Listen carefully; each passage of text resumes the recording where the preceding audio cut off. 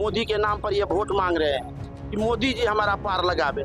कभी मोदी जी के साथ रहे, इसलिए इस बार जनता पप्पू यादव को वोट देगा। पप्पू यादव मसीहा है गरीब के, कोई गरीब उसके द्वार पर चले जाए, किसी नेता का जरूरत नहीं है।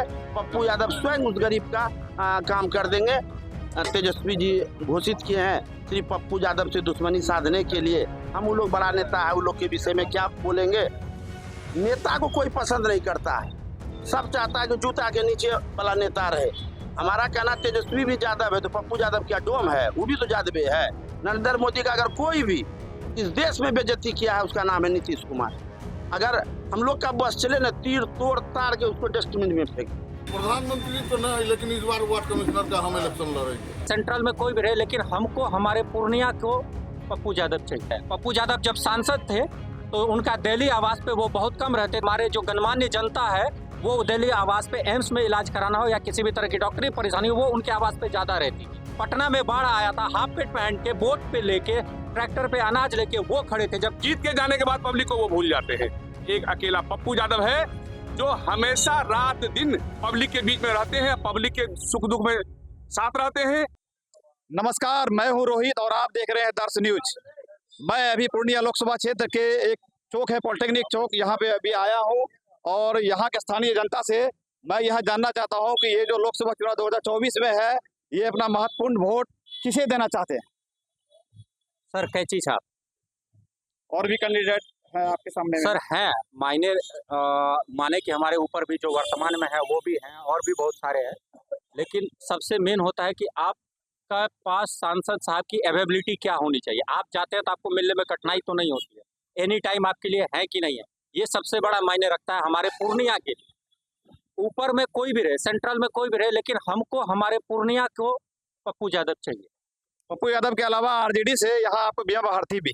सर वो तो आज पार्टी बदल के आई है, ये तो हमारे पिछले कई सालों से पूर्णिया की सेवा कर रहे हैं, बिना पावर में रहे, बिना पोजीशन पे रहे, ये तो कई वर्षों से कर रहे हैं। आज पूर्णिया विकास के मुद्दे पे क्या कहना चाहते हैं। सर पूर्णिया की जनता, अभी आप विकास खोज रहे हैं, लेकिन पूर्णिया की जनता जो आज 24 घंटे बिजली जला रही है या डॉक्टरी फीस में हो, वो पप्पू यादव का देन है। पप्पू यादव जब सांसद थे तो उनका दिल्ली आवास पे वो बहुत कम रहते थे, और हमारे जो गणमान्य जनता है वो दिल्ली आवास पे एम्स में इलाज कराना हो या किसी भी तरह की डॉक्टरी परेशानी हो, वो उनके आवास पे ज्यादा रहती थी। तो बताइए सर, हम उनको क्यों वोट ना दें। पटना में बाढ़ आया था, हाफ पेट पहन के बोट पे लेके ट्रैक्टर पे अनाज लेके वो खड़े थे, जबकि वो पावर में नहीं थे, पटना में उनका सरकार नहीं था, फिर भी तो वो थे वहाँ सेवा करने के लिए। कोरोना काल में इस पूर्णिया में कोई भी नेता दिख नहीं रहा था, लेकिन अपनी गाड़ी लेके वो घूम रहे थे। क्या नाम हुआ। आशीष मिश्रा। यहाँ और भी लोग हैं, हम देख रहे हैं और इनसे लेते हैं जानकारी कि ये आपको 2024 में ये किसी अपना वोट देना चाहते हैं। हम लोग तो पप्पू यादव को ही चुनते हैं और चुनेंगे, और भारी मतों से पप्पू यादव को जिताना चाहेंगे जी। और भी कैंडिडेट है आपको यहाँ लोकसभा क्षेत्र से, आप उसे क्यों नहीं देना चाहते। वो किसी काम का ही नहीं है, बाकी सारे कैंडिडेट को देख लिया गया है। अभी जो वर्तमान सांसद है उनको भी देखा गया है 10 साल। पब्लिक से जुड़ाव है ही नहीं किसी को। पब्लिक का दुख दर्द में जो खड़ा होगा, कोई भी एमपी किसके लिए होता है, पब्लिक के लिए होता है। और प्रजातंत्र में जनता सर्वोपरि होता है। और आज के डेट में जब से ये पूर्णिया लोकसभा क्षेत्र का ये हुआ है, यहाँ बहुत सारे सांसद बने, लेकिन एक भी सांसद पब्लिक के कनेक्टिविटी में नहीं रहे। जीत के जाने के बाद पब्लिक को वो भूल जाते हैं। एक अकेला पप्पू यादव है जो हमेशा रात दिन पब्लिक के बीच में रहते हैं, पब्लिक के सुख दुख में साथ रहते हैं।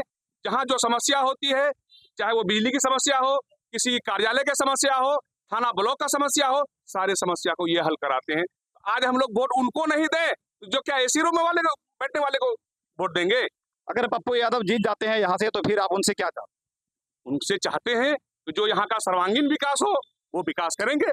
हमको विश्वास है वो करेंगे, वो करके भी पहले दिखाए हैं, आज भी हम लोग को विश्वास है आज भी वो करेंगे। क्या नाम हुआ सर। मेरा नाम बदरुल हुदा हुआ जी। 2024 का जो चुनाव है, इसमें आपका जो वोट किसे देना चाहते हैं। ये चुनाव इस देश के लिए बहुत अहम है और जनता को इस विषय पर बहुत सोच विचार कर मतदान करना चाहिए। यहाँ पर कुछ लोग ऊपर के नाम पर वोट मांगते हैं। हमने यहाँ के जो अभी वर्तमान सांसद हैं, क्या इसने नरेंद्र मोदी का कभी मदद किया? नरेंद्र मोदी का 370 में साथ दिया, राम मंदिर में साथ दिया, ट्रिपल तलाक में साथ दिया, सीए में साथ दिया। ये हरदम अपना राजनीति किया है। ये कभी भी जनता का नहीं। अभी मोदी के नाम पर ये वोट मांग रहे हैं कि मोदी जी हमारा पार लगावे। कभी मोदी जी के साथ रहे, इसलिए इस बार जनता पप्पू यादव को वोट देगा। पप्पू यादव सभी जाति के नेता हैं, गरीब के नेता हैं। पप्पू यादव मसीहा है गरीब के। कोई गरीब उसके द्वार पर चले जाए, किसी नेता का जरूरत नहीं है। पप्पू यादव स्वयं उस गरीब का काम कर देंगे। इस बात में अगर दम है तो आप किसी भी जनता से पूछ लीजिए कि अगर वो जनता उसके द्वार पर गया है तो आप उनको मदद किया है कि नहीं। अभी जात पात फैला के दूसरे के नाम पर वोट मांग रहे हैं। आपने 10 साल क्या किया? इसलिए यहाँ के जनता से आग्रह है, हाथ जोड़ के विनती है कि आप पप्पू यादव को दें वोट और कैंची छाप को विजय बनावे। उनके अलावा बीमा भारती जी भी तो है फील्ड में। वो लोग का कोई अस्तित्व नहीं है। वो लोग विधानसभा में भी रहे हैं और उसको तो डेमी कैंडिडेट तेजस्वी जी घोषित किए हैं श्री पप्पू यादव से दुश्मनी साधने के लिए। हम वो लोग बड़ा नेता है, वो लोग के विषय में क्या बोलेंगे। नेता को कोई पसंद नहीं करता है, सब चाहता है कि जूता के नीचे वाला नेता रहे। हमारा कहना तेजस्वी भी यादव है तो पप्पू यादव क्या डोम है? वो भी तो यादव है, तो उसको वो पसंद नहीं है क्योंकि वो गरीब की बात उठाता है। एसी रूम में वो बैठता नहीं है, रोड पे रहता है। तो रोड पर रहने वाला नेता पसंद नहीं। जनता 500 रुपया में, दारू में, इसमें उसमें वोट को इधर से उधर कर देगा। बोलेगा नरेंद्र मोदी। ये मोदी, नरेंद्र मोदी का अगर कोई भी इस देश में बेइज्जती किया है उसका नाम है नीतीश कुमार। अगर हम लोग का बस चले ना, तीर तोड़ ताड़ के उसको डस्टबिन में फेंक दे। क्या नाम हुआ सर?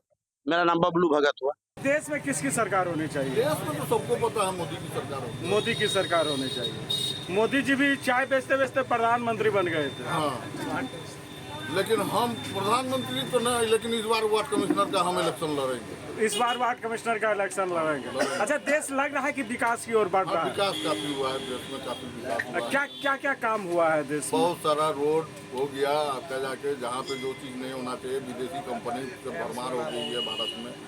विपक्ष कहता है कि से जो है मोदी के पास कोई विजन नहीं है। विपक्ष को अभी जाके देखना चाहिए नोएडा में क्या कौन कौन कंपनी आ रहा है। दुनिया का, ये एशिया का ही नहीं है, दुनिया का वहाँ पे सबसे बड़ा फिल्म सिटी बनने जा रहा है, जो कि मैंने खुद देख के आया।